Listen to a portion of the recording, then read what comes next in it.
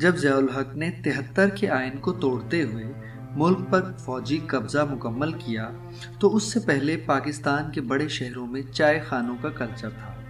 اکثر لوگ کام کے اوقات ختم ہونے پر کچھ دیر قریبی چائے خانوں میں گروپوں میں بیٹھ کر گپ شپ کیا کرتے تھے۔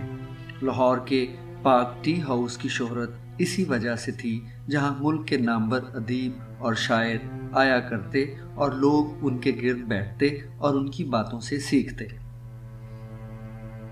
کراچی میں ہر محلے میں ایرانی ہوٹل تھے، جن میں سے اکثر کے مالکان ایرانی پارسی تھے اور کچھ ہوٹلوں کے مالکان مسلمان جو کئی برسوں سے اور کچھ قیام پاکستان سے پہلے آ کر کراچی میں آباد تھے۔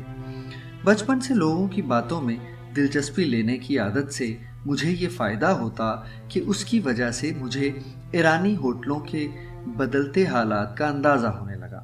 اکثر ایرانی ٹی ہاؤس کے مالکان پریشان ہونے لگے کہ کچھ لوگ سادہ لباس میں روز آنے لگے۔ وہ مالکان پر زور ڈالتے کہ لوگوں کو زیادہ دیر بیٹھنے نہ دیا جائے، انہیں سیاسی اور مذہبی باتیں کرنے سے روکا جائے۔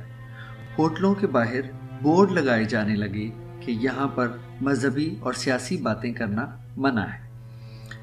ساتھ ہی انہیں ایسے لوگ ملنے لگے جو زیادہ داموں پر دکانیں خرید کر وہاں مارکیٹ یا رہائشی عمارتیں بنانے میں دلچسپی رکھتے تھے۔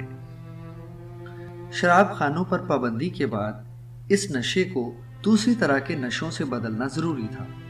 باہر کھانوں کا رواج عام کیا گیا، قوم کو کرکٹ دیکھنے پر لگایا گیا اور ایسے طریقے اختیار کیے گئے جن کے ذریعے متوسط طبقے کے لوگوں کو گھر سے باہر آپس میں بیٹھنے کی حوصلہ شکنی کی جا سکے۔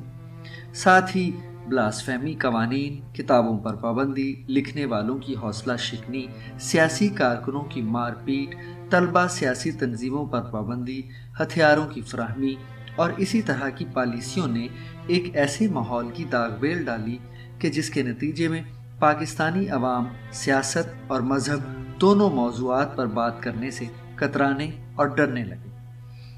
آج یہ دوسرے رخ سے کترانے کی عادت خوف میں بدل چکی ہے۔ لوگ کسی بھی ایسی بات کو سننا نہیں چاہتے جو سرکاری بیانیہ سے مختلف ہو۔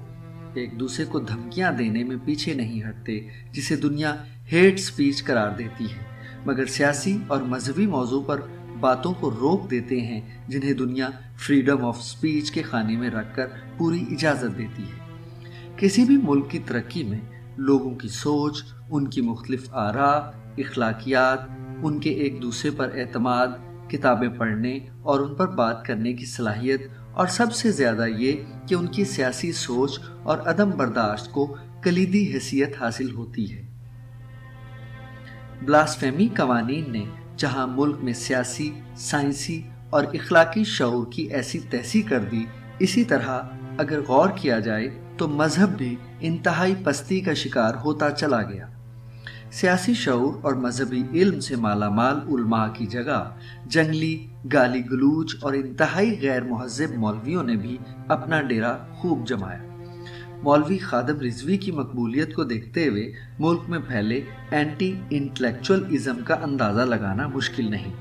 ان تمام منفی حالات سے نمٹنے کے لیے ایسی کاوشیں کرنی ہوں گی جن کے ذریعے سے پاکستانی عوام میں آپس کی بات چیت کے کلچر کو پھر سے پروان چڑھایا جائے، اور یہ جو ایک مذہب اور سیاست پر بات کرنے کا خوف جو لوگوں کے ذہنوں میں رچ بس گیا ہے، اسے دور کیا جائے۔